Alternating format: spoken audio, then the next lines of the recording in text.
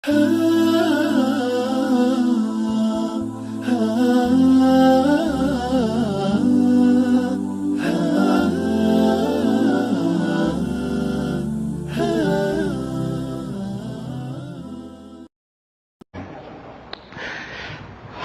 زکریا صاحب نے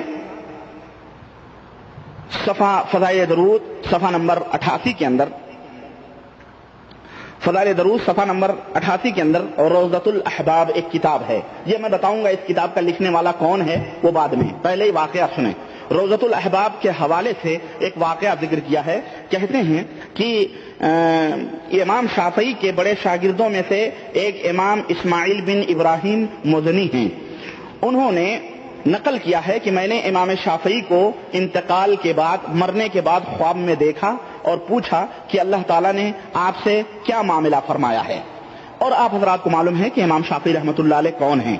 امام شافعی ایک مسلمانوں کے امام ہیں اور ائمہ حدیث میں ان کا شمار ہوتا ہے اور فقہائے اربعہ میں سے ایک امام ہیں امام شافعی رحمۃ اللہ علیہ، جن کے مناقب اور جن کے مراتب بہت زیادہ ہیں. میں اس تفصیل میں نہیں جانا چاہتا. المہم یہ سمجھیں کہ امام شافعی ایک جید امام ہیں اور جن کے ماننے والوں نے اپنی طرف سے بہت ساری باتیں گڑھ گڑھ کر کے امام شافعی رحمۃ اللہ علیہ کی طرف بھی منسوب کی، جبکہ امام شافعی رحمۃ اللہ علیہ ہمیشہ یہ کہا کرتے تھے کہ جو باتیں میری قرآن و سنت کے مطابق ہیں اسے لے لو اور جو باتیں میری قرآن و سنت کے خلاف ہیں اسے دیوار پہ مار دو، اس کے اوپر عمل نہ کرو بلکہ قرآن و سنت کی پیروی کرو. چنانچہ امام شافعی رحمۃ اللہ علیہ کے شاگرد نے خواب میں دیکھا کہ مرنے کے بعد میں اور پوچھا، امام شافعی سے پوچھا کہ اللہ تعالیٰ نے آپ سے کیا معاملہ فرمایا. امام شافعی بولے اللہ تعالیٰ نے مجھے بخش دیا اور حکم فرمایا کہ مجھ کو تعظیم و احترام کے ساتھ بہشت میں لے جائیں. اور یہ سب برکت کیوں ہوئی؟ دیکھیں یہاں ہے فتنہ. کہتے ہیں یہ سب برکت ایک درود کی ہے، ایک درود کی ہے. گویا امام شافعی کی عبادتیں، امام شافعی کی نمازیں، امام شافعی کی خدمت دین، امام شافعی کا تفقہ، امام شافعی کی تمام چیزیں سب بیکار، اور صرف ایک درود پڑھنے کی وجہ سے امام شافعی رحمۃ اللہ علیہ کو جنت الفردوس میں جنت میں جگہ مل رہی ہے اور بہشت کے اندر انہیں فرشتے لے جا رہے ہیں. کہہ رہے ہیں کہ ایک درود کی ہے جس کو میں پڑھا کرتا تھا. میں نے پوچھا وہ کون سا درود ہے. اب آپ یہ بھی دیکھیں کہ وہ درود نہیں ہے جو نبی کریم صلی اللہ علیہ وسلم نے سکھایا تھا کہ اللہم صلی علی محمد وعلی آل محمد کما صلیت علی ابراہیم وعلی آل ابراہیم انک حمید مجید، اللہم بارک علی محمد وعلی آل محمد کما بارکت علی ابراہیم وعلی آل ابراہیم انک حمید مجید. یہ وہ درود نہیں ہے، بلکہ خواب میں یہ امام شافعی رحمۃ اللہ علیہ ایک نیا درود بتلا رہے ہیں. کیا؟ اللہم صلی علی محمد کما ذکرہ الذاکرون وکلما غفل عن ذکرہ الغافلون. یہ درود پڑھتا تھا میں، اس کی وجہ سے اللہ تعالیٰ نے مجھے جنت میں جگہ دی. نعوذ باللہ. بہرحال آگے آتے ہیں، ہم دیکھتے ہیں کہ اور اچھا یہ بھی میں بتا چاہوں کہ یہ کون ہے. یہ روضۃ الاحباب جو کتاب ہے یہ کس کی لکھی ہوئی کتاب ہے؟ یہ اس کا مصنف سید جمال حسینی ہے جو ایک غالی اور بدترین قسم کا رافضی اور شیعہ ہے، اور اہل علم کے نزدیک اس کی کتاب قطعاً غیر مستند اور بے قیمت ہے. یعنی اس کی کوئی اہمیت، اس کی کتاب کے اوپر اہل علم کوئی اعتماد اور بھروسہ نہیں کرتے. اس کتاب سے حضرت زکریا صاحب نے واقعہ نقل کیا ہے. کیا بعید ہو کہ امام شافعی کی تمام محنتوں اور کوششوں کے اوپر پانی ڈال کے اس نے اس طرف لگا دیا ہو. صاحب رافضی شیعہ تو یوں بھی آج بھی اسلام کے اندر اپنی طرف سے ملاوٹیں کر رہے ہیں اور اسلام کو اور مسلمانوں کو تکلیف پہنچا رہے ہیں ہر چیز سے. لیکن بہرحال یہ شیخ الحدیث ہیں، یہ دیوبند سہارنپور کے حضرت جی ہیں جنہوں نے اپنی اس کتاب میں لکھ کر کے جو ہے اس شیعہ رافضی کے اس قصے کو بیان کر کے امت کو ایک فکر دیا ہے کہ اس طرح کا درود پڑھا جائے. بسم اللہ الرحمن الرحیم. آپ نے غیر مقلدین کے فضیلت الشیخ معراج ابانی صاحب کی زبانی فضائل اعمال پر اعتراض کو سنا. ویسے تو معراج ابانی صاحب کی عام عادت شریفہ یہ ہے کہ جب بھی مولانا زکریا رحمۃ اللہ علیہ کسی کتاب کا حوالہ دیتے ہیں تو معراج ابانی صاحب اس کو گپ کر جاتے ہیں، لیکن جب ان کو دھوکہ دینا ہوتا ہے یا کچھ نئے شوشے چھوڑنے ہوتے ہیں تو ضرور جو ہے کتاب کا حوالہ پڑھتے ہیں. جیسا کہ آپ نے اس ویڈیو میں سنا، معراج ابانی صاحب نے روضۃ الاحباب کے مصنف کو غالی شیعہ اور غالی جو ہے رافضی قرار دیا ہے. ہم انشاءاللہ ان کے گھر سے پیش کریں گے کہ وہ شخصیت کیا تھی. معراج ربانی صاحب اعتراض کرتے ہوئے کیا فرماتے ہیں؟ معراج ربانی صاحب کہتے ہیں روضۃ الاحباب کے مصنف ایک بدترین قسم کا رافضی اور شیعہ ہے، اور اہل علم کے نزدیک اس کی کتاب قطعاً غیر مستند اور بے قیمت ہے، اور اہل علم اس پر کوئی بھروسہ نہیں کرتے۔ کیا بعید ہے امام شافعی کی محنت پر پانی بہا دیا جائے۔ یہ معراج ربانی صاحب نے روضۃ الاحباب کے مصنف کے بارے میں یہ کہا کہ بھئی یہ رافضی ہے، یہ شیعہ ہے، اہل علم کے نزدیک اس کی جو ہے کتابیں غیر معتبر ہیں، اس کی کوئی قدر و قیمت نہیں۔ اب ان کو کوئی کتاب کا حوالہ دینا چاہیے، کسی عالم کا حوالہ دینا چاہیے تھا، لیکن انہوں نے کچھ نہیں دیا، صرف زبانی جمع خرچ۔ آئیے ہم اس کتاب کا حوالہ پیش کرتے ہیں کہ اس کتاب میں یہ حوالہ موجود ہے نہیں، پھر وہ شیعہ تھے کہ نہیں تھے ان کے گھر سے ہم پیش کریں گے۔ روضۃ الاحباب فی سیرت النبی والاصحاب، اب دیکھیے روضۃ الاحباب فی سیرت النبی والاصحاب، یعنی اللہ کے رسول صلی اللہ علیہ وسلم کے مناقب و فضائل کیے گئے ہیں، اور فضائل بیان کیے گئے ہیں، اور صحابہ کے مناقب و فضائل بیان کیے گئے ہیں۔ اب معراج ربانی صاحب کہتے ہیں کہ وہ غالی رافضی اور غالی شیعہ۔ کیا شیعہ خلفائے راشدین کے فضائل و مناقب کو بیان کرتے ہیں؟ کیا صحابہ کے مناقب کو مانتے ہیں؟ معراج ربانی صاحب کبھی تو کتاب میں جا کر رجوع کر لیتے۔ اور تعجب کی بات یہ ہے کہ کیا وہ اہل سنت کو جنتی مانتے ہیں؟ اس واقعے میں تو امام شافعی رحمۃ اللہ علیہ کو جنت کی بشارت ہے، اور وہ تو ائمہ اربعہ اور ائمہ کے تو دشمن ہیں، اور جو غالی رافضی اور غالی شیعہ ہیں۔ آپ کہہ رہے ہیں کہ نہیں، یہ جو ہے شیعہ میں سے شیعہ جو ہے وہ امام شافعی رحمۃ اللہ علیہ کے مناقب کو بیان کرے گا، خلفائے راشدین کے مناقب کو بیان کرے گا۔ باقاعدہ اس کتاب میں خلفائے راشدین کے مناقب بھی ہیں، صحابہ کے مناقب بھی ہیں، لیکن ہم ادھر ادھر حوالے دینے کے بجائے ہم انہی کا گھر کا حوالہ دیں گے کہ بھئی اس کتاب کی اہمیت کیا ہے اور یہ کون ہے۔ تو روضۃ الاحباب فی سیرت النبی والاصحاب، جمال الدین عطا اللہ شیرازی رحمۃ اللہ علیہ، وفات 1000 ہجری، صفحہ نمبر 405 پر یہ امام شافعی رحمۃ اللہ علیہ کا درود والا واقعہ موجود ہے۔ اب یہ جمال الدین عطا اللہ شیرازی رحمۃ اللہ علیہ، یعنی یہ روضۃ الاحباب کے مصنف جو ہے، معراج ربانی صاحب نے تو کہا غالی رافضی اور غالی شیعہ ان کی کتاب غیر معتبر ہے، لیکن ان کے مجدد اور ان کے بہت بڑے عالم اسکالر نواب صدیق حسن خاں بھوپالی صاحب الحتہ، جو ان کی بہت مشہور کتاب ہے، صفحہ نمبر 120 پر ان کے بارے میں لکھتے ہیں، یعنی کتاب روضۃ الاحباب کے بارے میں، وہ سیرت کی کتاب کے بارے میں بیان کر رہے ہیں قسم میں، اس میں سیرت کی کتاب میں پھر ذکر کرتے ہیں روضۃ الاحباب کے بارے میں، اور کہتے ہیں اور کتاب روضۃ الاحباب سید جمال الدین محدث کی۔ اب دیکھیے یہ تو کہہ رہے ہیں غالی رافضی، غالی شیعہ اور فلاں غیر معتبر، صدیق حسن کا بھوپالی صاحب ان کو محدث قرار دے رہے ہیں۔ کیا لکھتے ہیں؟ اور کتاب روضۃ الاحباب سید جمال الدین محدث کی سیر میں بہترین کتاب ہے، یعنی سیرت میں بہترین کتاب ہے۔ اب آپ خود فیصلہ کیجئے کہ بھئی وہ غالی شیعہ تھے یا کیا تھے۔ یہ تو کہہ رہے ہیں کہ بھئی سیر میں بہترین کتاب، احسن السیر، یعنی بہترین جو ہے کتاب سیرت پر ہے۔ اب آپ کے عالم اس کتاب کی تعریف کر رہے ہیں، آپ کہہ رہے ہیں کہ جو ہے غالی رافضی اور غالی فلاں ہے۔ تعجب کی بات یہ ہے کہ معراج ربانی صاحب کم سے کم اپنے گھر کی تو خیر و خبر لے لیا کریں، اپنے گھر کی خیر و خبر لے لیا کریں، بس ہوائی فائر کر دیتے ہیں کہ بھئی یہ فلاں ہے۔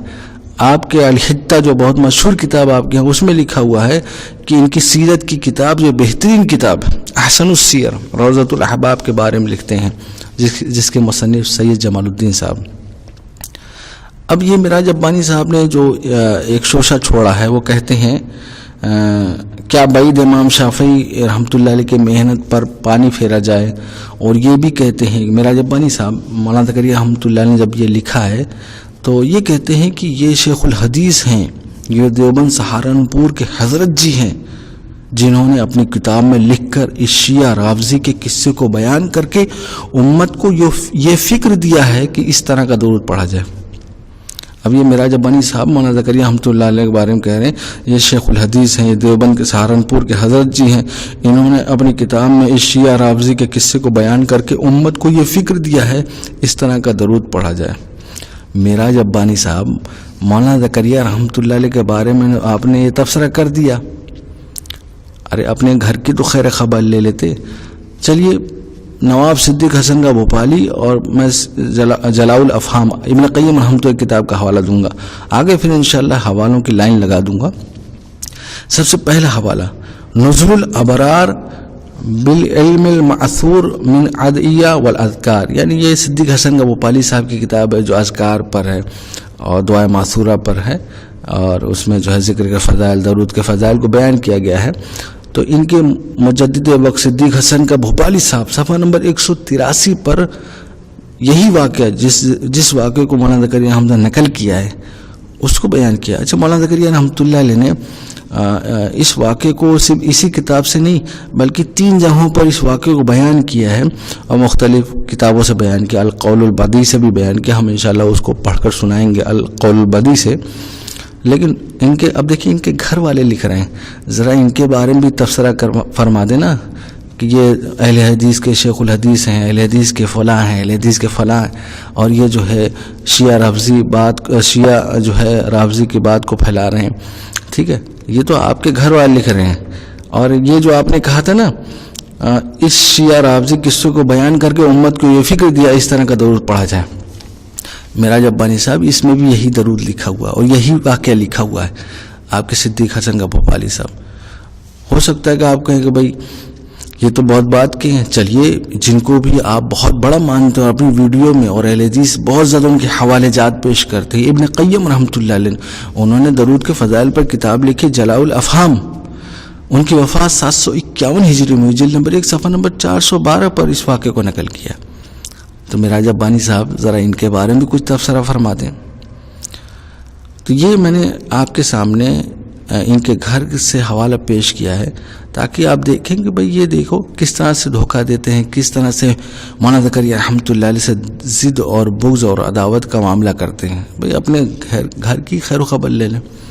اچھا، یہ واقعہ بہت زیادہ کتابوں میں موجود ہے، یہاں تک کہ مختلف اسناد سے موجود ہے، کئی لوگوں سے مروی ہے۔ ہم انشاءاللہ جو ہے آپ کے سامنے کچھ حوالے جات پیش کریں گے، حوالے تو بہت ہیں لیکن کچھ حوالے ہم آپ کے سامنے پیش کریں گے۔ اور جو ہے یعنی چوتھا حوالہ مصباح الظلام محمد بن موسیٰ بن نعمان، وفات 683 ہجری میں ہوئی ہے، اور وہ جو ہے لکھتے ہیں مصباح الظلام صفحہ نمبر 227 پر محمد بن موسیٰ بن نعمان رحمۃ اللہ لکھتے ہیں کہ یہ واقعہ یعنی یہ جو درود والا واقعہ ہے جو مولانا زکریا رحمۃ اللہ نقل کیا ہے یہ تواتر کے ساتھ ثابت، یعنی متواتر طور پر ثابت، یعنی کئی اسناد کے ساتھ مروی ہے۔ تو یہ واقعہ تواتر کے ساتھ ثابت اور بہت سے لوگوں نے بیان کر رکھا ہے۔ پانچواں حوالہ الصلاۃ والبشر صاحب قاموس محمد بن یعقوب فیروز آبادی رحمۃ اللہ علیہ، وفات 817 ہجری، صفحہ نمبر 162-163 پر یہ واقعہ نقل کیا۔ وہ فرماتے ہیں اور ہم نے صحیح سند سے ابو الحسن شافعی سے روایت کیا ہے، اور ہم نے صحیح سند سے، یعنی اب دیکھیں میں نے اس سے پہلے پیش کیا ہے واقعہ، یعنی محمد بن موسیٰ بن نعمان رحمۃ اللہ علیہ فرماتے تواتر ثابت ہے، اور محمد بن یعقوب فیروز آبادی رحمۃ اللہ فرماتے ہیں اور ہم نے صحیح سند سے ابو الحسن شافعی رحمۃ اللہ علیہ سے روایت کیا، انہوں نے فرمایا میں نے رسول اللہ صلی اللہ علیہ وسلم کو خواب میں دیکھا تو ان سے پوچھا اے اللہ کے رسول صلی اللہ علیہ وسلم محمد بن ادریس شافعی رحمۃ اللہ علیہ کیا صلہ ملا؟ انہوں نے اپنی کتاب میں کتاب الرسالہ میں آپ پر درود بھیجنے کے لیے یہ الفاظ ادا کیے ہیں وصلی اللہ علی محمد، وہی پورا درود جو میراج ربانی صاحب نے پڑھا فضائل اعمال میں۔ تو آپ صلی اللہ علیہ وسلم فرمایا انہیں یہ صلہ ملا کہ قیامت کے دن ان کو حساب کے لیے نہیں روکا جائے گا، ان کو حساب کے لیے نہیں روکا جائے گا بلکہ ڈائریکٹ جنت میں۔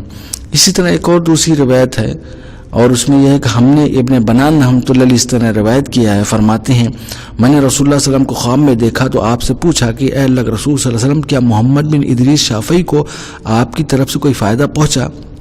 تو آپ صلی اللہ علیہ وسلم فرمائے کہ ہاں، میں نے اللہ تعالیٰ کی بارگاہ میں درخواست کی قیامت کے دن ان کا محاسبہ نہ کیا جائے۔ تو میں نے پوچھا کس بنا پر یا رسول اللہ صلی اللہ علیہ وسلم؟ تو آپ صلی اللہ علیہ وسلم فرمایا انہوں نے مجھ پر ایسی درود بھیجی جو کہ کسی نے نہیں پڑھا۔ میں نے پوچھا وہ کس طرح درود پڑھتے تھے؟ آگے وہی درود ہے جو کہ میراج ربانی صاحب نے پڑھا اور فضائل اعمال موجود ہے۔ اچھا، یہ واقعہ جس میں یہ ہے کہ انہوں نے دیکھا کہ بھئی یہ درود جو ہے جس پر میراج ربانی صاحب اعتراض کر رہے ہیں، کتاب الرسالہ میں، یعنی راوی یہ کہتا ہے کہ میں نے کتاب الرسالہ میں دیکھا وہ درود موجود ہے، اور صحیح میں کتاب الرسالہ جو امام شافعی رحمۃ اللہ کتاب ہے، کتاب الرسالہ میں بھی وہ درود موجود ہے۔ کتاب الرسالہ امام شافعی رحمۃ اللہ وفات 204 ہجری جلد نمبر 1 صفحہ نمبر 13 پر موجود ہے، اور یہ کہتے ہیں کہ بھئی یہ اپنی طرف سے درود بنایا ہے، اور جو درود ابراہیمی اسے چھوڑ کر یہ ایک نیا درود بنایا۔ میراج ربانی صاحب یہ درود تو بہت سے اہل علم نے اپنی کتاب میں نقل کیا ہے، تو امام شافعی رحمۃ اللہ نے خود لکھا ہے الرسالہ میں، اور بہت سے اہل علم نے اپنے کتاب کے شروعات میں مختلف یا خاتمے پر اس درود کو لکھا ہے۔ تو اعتراض سے مولانا زکریا رحمۃ اللہ علیہ پر نہیں بلکہ بہت سے لوگوں پر جائے گا۔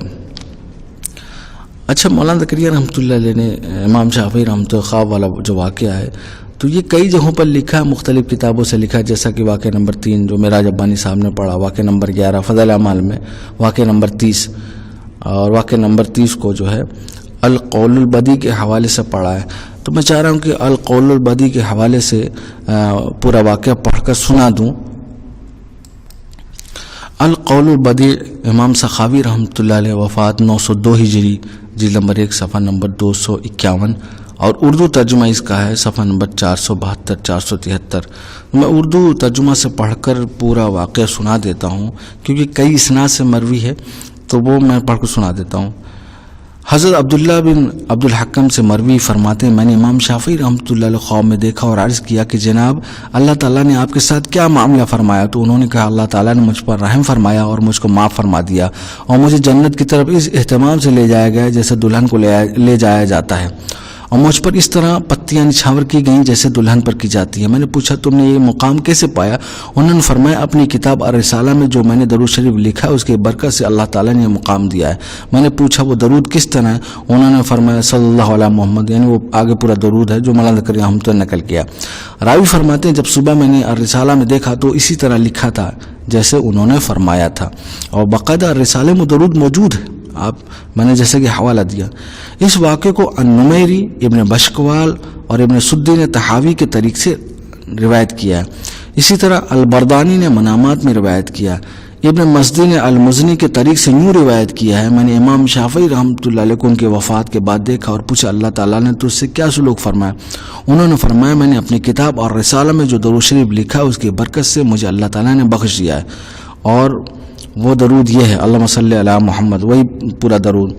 اسی طرح آگے لکھتے ہیں البیہقی نے المناقب میں یعنی مناقب شافعی، امام شافعی رحمۃ اللہ مناقب پر، البیہقی نے المناقب میں، الطیمی نے ترغیب میں ابو الحسن شافعی سے روایت کیا میں نے خواب میں نبی اکرم صلی اللہ علیہ وسلم کو دیکھا، میں نے عرض کیا یا رسول اللہ، الشافعی کو اپنی کتاب الرسالہ میں صلی اللہ علیہ یعنی پورا کہ درود کی وجہ سے آپ کی طرف سے کیا جزا ملی ہے؟ تو آپ صلی اللہ علیہ وسلم فرمایا میری طرف سے اسے یہ جزا دی گئی کہ اسے حساب کے لیے نہیں روکا جائے گا۔ ہم نے اس واقعے کو ابن صلاح کی حدیث سے روایت کیا ہے جو انہوں نے ابو المظفر سمعانی کے طریق سے ابو الحسن یحییٰ بن حسین کے طریق سے روایت کی ہے۔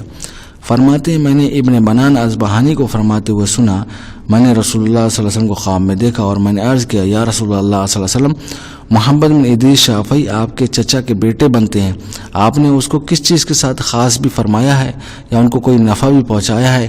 آپ صلی اللہ علیہ وسلم فرمایا ہاں میں نے اللہ تعالیٰ سے سوال کیا ہے کہ اس کا محاسبہ نہ کیا جائے۔ پھر میں نے عرض کیا یا رسول اللہ صلی اللہ علیہ وسلم آپ نے ان کی سفارش کیوں فرمائی؟ آپ صلی اللہ علیہ وسلم نے ارشاد فرمایا اس نے مجھ پر ایسا درود بھیجا ہے جس کی مثل اور کسی نے نہیں بھیجا۔ پھر میں نے پوچھا حضور صلی اللہ علیہ وسلم وہ کون سا درود ہے؟ آپ صلی اللہ علیہ وسلم نے فرمایا وہ یہ درود پڑھتے ہیں اللہم صلی علی محمد، وہی الرسالہ والا درود۔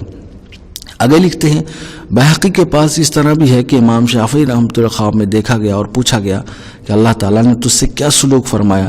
انہوں نے فرمایا اللہ تعالیٰ نے مجھے معاف فرما دیا ہے۔ پوچھا گیا کس عمل کی سبب؟ فرمایا ان 5 کلمات کے سبب جن کے ساتھ میں رسول اللہ صلی اللہ علیہ وسلم پر درود بھیجتا ہوں۔ پوچھا گیا وہ کلمات کیا ہیں؟ فرمایا یہ پڑھتا ہوں، آگے پورے کلمات ہیں۔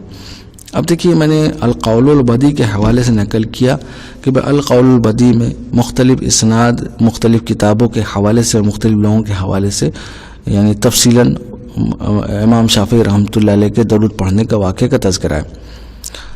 آگے 7واں حوالہ شفاء السقام فی نوادر الصلاۃ والسلام شعبان بن محمد آثاری رحمۃ اللہ علیہ وفات 828 ہجری صفحہ نمبر 36 پر اس واقعے کو نقل کیا ہے۔ اسی طرح 8واں حوالہ الترغیب والترہیب اسماعیل بن محمد اصبہانی رحمۃ اللہ علیہ وفات 535 ہجری جلد نمبر 2 صفحہ نمبر 333 پر واقعہ نمبر 1709 میں سند کے ساتھ باقاعدہ نقل کیا ہے ابو الحسن شافعی رحمۃ اللہ علیہ کے حوالے سے۔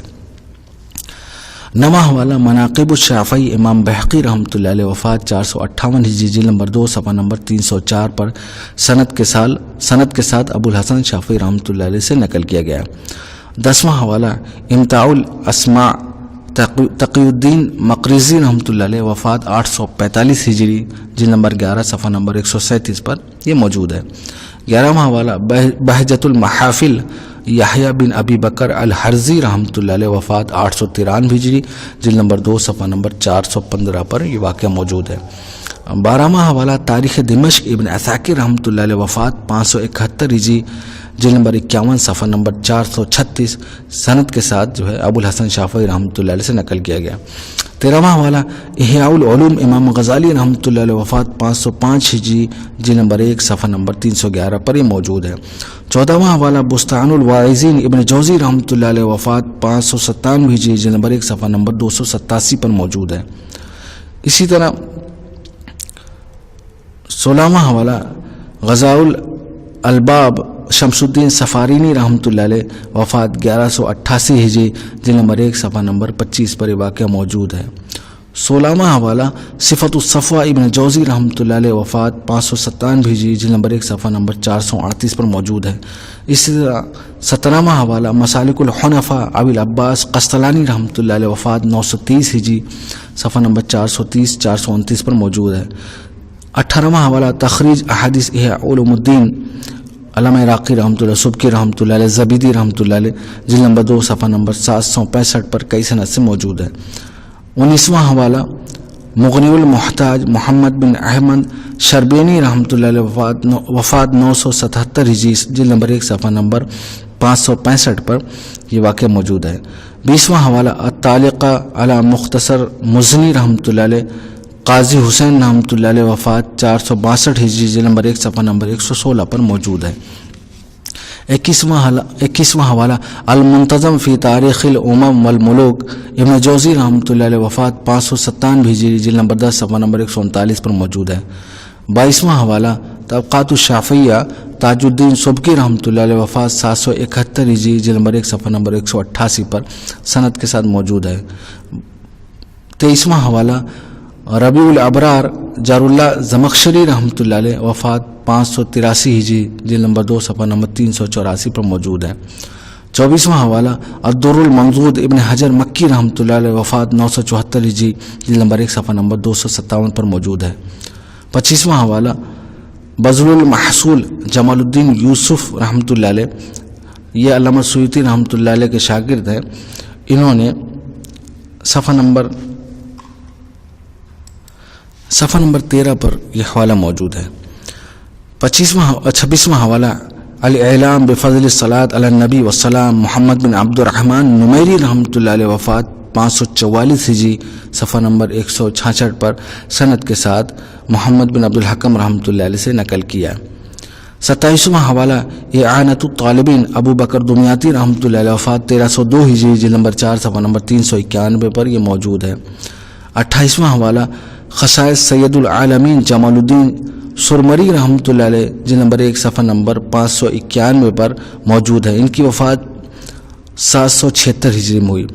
28واں حوالہ القربہ الی رب العالمین ابن بشکوال رحمۃ اللہ علیہ وفات 578 ہجری جلد نمبر 1 صفحہ نمبر 129 پر روایت نمبر 69 اور سند کے ساتھ عبداللہ بن عبد الحکم سے نقل کیا ہے۔ 30واں حوالہ سلوۃ العارفین امام غزالی رحمۃ اللہ علیہ وفات 505 ہجری صفحہ نمبر 321 پر نقل کیا گیا۔ ایسے 31واں حوالہ حدائق الاولیاء ابن ملقن رحمۃ اللہ علیہ وفات 804 ہجری صفحہ نمبر 23 صفحہ نمبر 24 پر موجود ہے۔ 32واں حوالہ مختصر تاریخ دمشق ابن عساکر مختصر تاریخ دمشق ابن منظور افریقی رحمۃ اللہ علیہ وفات 711 ہجری جلد نمبر 21 صفحہ نمبر 321 صفحہ نمبر 390 پر یہ موجود ہے واقعہ۔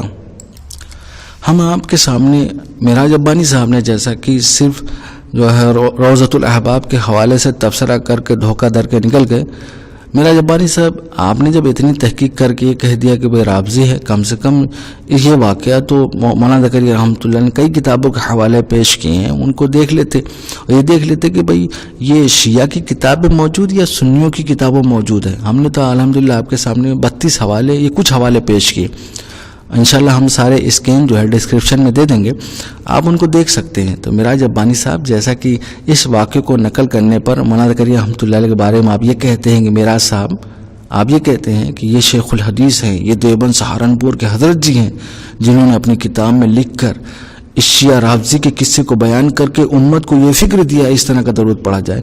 تو یہ ذرا ان لوگوں کے بارے میں، یہ تو بڑے بڑے اسکالر علماء، ہم نے کچھ حوالے پیش کیے ہیں، 32 حوالے ہم نے آپ کے سامنے پیش کیے ہیں، ذرا ان کے بارے میں بھی تبصرہ کرتے۔ یہ سب تو الحمدللہ سب سنی علماء ہیں اور بڑے بڑے اسکالر علماء ہیں جنہوں نے ان واقعوں کو نقل کیا ہے۔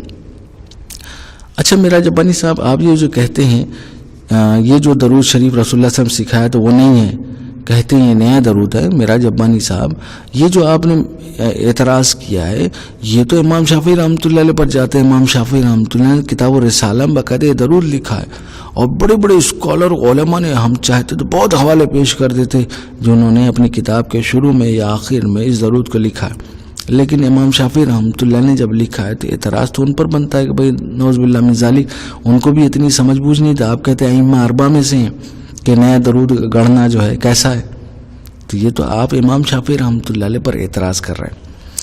اچھا معراج ربانی صاحب آپ کے ہاں تو کوئی بھی عمل جو ہے تھوڑی دیر میں جو ہے جب آپ کے جو ہے تبصرہ کرنا ہوتا ہے تو آپ جو چاہے بک دیتے ہیں، آپ یہ کہہ رہے ہیں کہ بھئی یہ درود فتنہ ہے، نعوذ باللہ من ذالک جو ہے درود فتنہ ہو سکتا ہے۔ معراج ربانی صاحب ضد و دشمنی میں اتنا مت آگے بڑھیے کہ اس طرح کی باتیں اپنی زبان سے نکالیں۔ اچھا معراج ربانی صاحب نے یہ تبصرہ کرتے ہوئے فرماتے ہیں معراج ربانی صاحب کہتے ہیں کہ امام شافعی رحمۃ اللہ علیہ کے سارے عمل پر پانی پھیرنا چاہتے ہیں اور یہ شیعہ رافضی جو ہے دشمن ہے۔ سب سے پہلی بات تو شیعہ رافضی جو ہے ائمہ اربعہ کے مناقب کو فضائل کو نہیں مانتا، نہ وہ یہ مانتا کہ بھئی سنی جو ہے جنت میں جائیں گے، تو ہمیں تو گمراہ سمجھتے ہیں۔ تو معراج ربانی صاحب یہ کہہ کے نکل جانا کہ بھئی یہ شیعوں نے گڑھا، یہ آپ کی جہالت، یہ تو اہل سنت علماء کے اسلاف کے بڑے بڑے اسکالر کی کتابوں موجود ہے۔ باقی یہ جو آپ نے کہا کہ بھئی اس واقعے میں یہ ثابت ہوتا ہے کہ بھئی سارا ان کا اجتہاد یا عبادت یا جتنی بھی چیزیں ہیں وہ بیکار ہیں، معراج ربانی صاحب آپ جو ہے ایک تو جو ہے جہالت کا بہت زیادہ ارتکاب کرتے ہیں اور وہ بھی ضد اور تعصب کی بنیاد پر، ورنہ آپ کو وہ احادیث جس میں جیسا کہ بخاری میں آیا ہے کہ بھئی بندہ جو ہے جنت میں جو ہے اللہ تعالیٰ کے فضل اور رحمت کے بغیر نہیں جا سکتا ہے، چاہے کتنا بھی عمل کیا ہو، اور اللہ تعالیٰ کون سا عمل اللہ تعالیٰ کو پسند آ جائے اور اس کی بنیاد پر جنت دے دے، آپ کو کیا پتہ بھئی اللہ تعالیٰ کون سا عمل پسند آ جائے۔ کئی واقعات بھرے پڑے ہیں کہ ایک جو ہے فاحشہ عورت ہے، اس نے کتے کو پانی پلا دیا، اللہ تعالیٰ نے اس کی مغفرت فرما دی۔ ایک کتے کو اللہ تعالیٰ کو عمل پسند آ گیا، اللہ تعالیٰ نے اس کی مغفرت فرما دی۔ اس طرح سے آتا ہے حدیث میں آتا ہے ایک شخص جو ایک مسلمان سے ملنے کے ارادے سے آتا ہے، اللہ تعالیٰ اس کی مغفرت فرما دیتا ہے۔ تو اللہ تعالیٰ تو جو ہے یعنی اللہ تعالیٰ کون سا عمل پسند آ جائے اور اس کی بنیاد پر مغفرت فرما دے، یہ آپ جو ہے وہ احادیث جس میں یہ سب تذکرہ آئے ہیں اسے اگنور کر چلتے ہیں۔ ہوتا کیا ہے کہ آپ جو اعتراض جو ہے طرز جو اپناتے ہیں فضائل اعمال پر اعتراض کرنے کے لیے، وہ سارا طرز جو ہے منکر حدیث جو ہے وہ طرز احادیث پر کرتے ہیں کہ بھئی یہ کیسے ہو سکتا ہے کس عمل پر ایسا ہو گیا ویسا ہو گیا، جیسا کہ آپ نے اس واقعے پر کیا کہ دیکھو درود شریف فتنہ ہے اور سارے عمل بیکار ہو گئے، ایک درود کی بنیاد پر مغفرت ہو گئی۔ ہم یہ چاہتے ہیں کہ بھئی مولانا زکریا رحمۃ اللہ علیہ نے جو جواب دیا ہے ہم وہی پڑھ کر سنا دیتے ہیں۔ معراج ربانی صاحب مولانا زکریا رحمۃ اللہ علیہ آپ کے اس اشکال کا جواب دیا ہے۔ مولانا زکریا رحمۃ اللہ علیہ صفحہ نمبر 740 پر فضائل درود میں لکھتے ہیں، اس قسم کے واقعات میں کوئی اشکال کی بات نہیں، نہ تو اس کا یہ مطلب ہے کہ ایک دفعہ درود شریف پڑھ لینے سے سارے اس گناہ کبیرہ اور حقوق و لباس سے معاف ہو جاتے ہیں، اور نہ اس قسم کے واقعات میں کوئی مبالغہ یا جھوٹ وغیرہ ہے۔ یہ مالک کے قبول کر لینے پر ہے۔ وہ کسی شخص کی معمولی سی عبادت ایک دفعہ کا کلمہ طیبہ قبول کر لے، وہ کسی شخص کی معمولی سی عبادت ایک دفعہ کا کلمہ طیبہ قبول کر لے، جیسا کہ فصل اول کی حدیث نمبر 11 میں حدیث البطاقہ میں گزر چکا ہے، تو اس کی برکت سے سارے گناہ معاف ہو جاتے ہیں۔ آگے قرآن کی آیت نقل کرتے ہیں مولانا زکریا رحمۃ اللہ، سورہ نساء کی آیت نمبر 48، اللہ تعالیٰ قرآن پاک میں ارشاد ہے ترجمہ، بے شک اللہ تعالیٰ شانو اس کی تو مغفرت نہیں فرماتے، بے شک اللہ تعالیٰ شانو اس کی تو مغفرت نہیں فرماتے کہ ان کے ساتھ کسی کو شریک کیا جائے، یعنی مشرک و کافر کی تو مغفرت نہیں ہے، اس کے علاوہ جس کو چاہے بخش دیں گے۔ اس لیے ان قصوں میں اور اس قسم کے دوسرے قصوں میں کوئی اشکال نہیں کہ اللہ تعالیٰ شانو کو کسی کا ایک دفعہ کا درود پڑھنا پسند آ جائے اور وہ اس کی وجہ سے سارے گناہ معاف کر دے۔ بااختیار ہے ایک شخص کے کسی کے ذمے ہزاروں روپے قرض ہیں، وہ قرضدار کی کسی بات پر جو قرض دینے والے کو پسند آ گئی ہو یا بغیر ہی کسی بات کے اپنا سارا قرضہ معاف کر دے تو کیا اعتراض ہو سکتا ہے؟ اسی طرح اللہ جل شانہ اگر کسی کو محض اپنے لطف و کرم سے بخش دے تو اس میں کیا اشکال کی بات ہے؟ ان قصوں سے اتنا ضرور معلوم ہوتا ہے کہ درود شریف کو مالک کی خوشنودی میں بہت زیادہ دخل ہے، اس لیے بہت کثرت سے پڑھتے رہنا چاہیے، نہ معلوم کس وقت کا پڑھا ہوا اور کس محبت کا پڑھا ہوا پسند آ جائے۔ اب دیکھیے مولانا زکریا رحمۃ اللہ علیہ آپ کے اشکال کا جواب دے رہے ہیں، اور اللہ درود شریف کی فضیلت تو احادیث میں بھری پڑی ہیں، اللہ کو کتنا زیادہ جو ہے مطلب یہ پسند ہے، اور جو ہے اور رسول اللہ صلی اللہ علیہ وسلم نے خود کتنی ترغیب دی ہے۔ باقی ہے کہ مولانا زکریا رحمۃ اللہ یہ واقعہ نقل کر دیا تو آپ نے پوری اعتراض کی بوچھاڑ کر دی۔ بہت سے اسلاف کے علماء نے درود کے فضائل پر کتابیں لکھی ہیں، اکثر نے یہ واقعہ اپنے درود شریف کے فضائل میں لکھا ہے، ان پر تو کوئی اعتراض بنتا نہیں، لیکن آپ نے آ کر جو ہے اعتراض کر دیا۔ بہت سے لوگ اس شوشہ چھوڑتے ہیں کہ بھئی آپ جو ہے فضائل اعمال پر دفاع کرتے ہیں اور اپنے اکابر کا دفاع کرتے ہیں۔ یہ اکابر کا دفاع نہیں، یہ اعتراض سے مولانا زکریا رحمۃ اللہ علیہ پر نہیں بنتا، یہ تو اسلاف کے بڑے بڑے اسکالر اور علماء پر بنتا ہے کہ جنہوں نے جو ہے یہ واقعہ لکھا ہے۔ اگر یہ واقعہ غلط ہے یا یہ درود شریف جو ہے غلط ہے، جیسا کہ کہہ رہے ہیں کہ بھئی شیعہ رافضی کی دعوت دے رہے ہیں اور شیعہ کا واقعہ بیان کر رہے ہیں، شیعہ کا گڑا ہوا ہے، تو کوئی تو اعتراض کرتا۔ جو بھی دیکھو فضائل اعمال فضائل درود پر کتاب لکھ رہا ہے، اکثر لوگ اس واقعے کو نقل کر رہے ہیں، لیکن ہوتا کیا ہے کہ مولانا زکریا رحمۃ اللہ نے لکھ دیا ہے، صرف اس کا اردو ترجمہ کر دیا تو ضد اور بغض اور دشمنی کی بنیاد پر مولانا زکریا رحمۃ اللہ علیہ پر اعتراض کر دیا، ورنہ ان کا اعتراض تو جاہلانہ ہے۔ اللہ تعالیٰ کی کس کی کون سی ادا پسند آ جائے، اللہ تعالیٰ جو ہے اس کی مغفرت فرما دے۔ اب جیسے اسی واقعے میں یہ ہے کہ امام شافعی رحمۃ اللہ علیہ کے درود کے پڑھنے کی بات ہے، اللہ تعالیٰ نے جو ہے اس کی مغفرت فرما دی۔ پہلی بات تو یہ اصول ضابطہ قاعدہ مولانا زکریا رحمۃ اللہ نے بیان کر رکھا ہے کئی جہاں، اور یہ آپ کے علماء نے بھی لکھا ہے کہ خواب کوئی شرعی حجت نہیں، یہ تو مبشرات میں سے ہیں، یہ تو مبشرات میں سے ہیں، اور خواب کے بارے میں شرعی حکم تو اللہ کے رسول صلی اللہ علیہ وسلم نے سارے جو حدیث میں بیان کر رکھے ہیں خواب کی حیثیت کیا ہے، تو یہ مبشرات میں سے ہیں، کوئی شرعی حجت نہیں ہے۔ لیکن فضائل درود کے فضائل میں اسلاف کے علماء نے ان حکایت کو بیان کیا ہے تو مولانا زکریا رحمۃ اللہ نے بیان کر دیا ہے، لیکن آپ نے چالاکی کیا کی، روضۃ الاحباب کو شیعہ بنا دیا اور اعتراض کر دیا۔ آپ نے روضۃ الاحباب کو شیعہ بنا دیا اور اعتراض کر دیا، جبکہ آپ کو چاہیے تھا تحقیق کر لیتے کہ اسلاف کے کتنے بڑے بڑے اسکالر نے اس واقعے کو اپنی کتابوں میں نقل کیا ہے، یہاں تک کہ لوگوں نے تواتر کے ساتھ مانا ہے۔ اصل میں واقعہ کئی اسناد کے ساتھ مروی ہے، اس وجہ سے ہم نے سند کی بحث نہیں کی۔ اللہ تعالی ہمیں ان کے فتنوں و شرور سے محفوظ فرمائے، ضد اور تعصب سے بچائے، آمین ثم آمین۔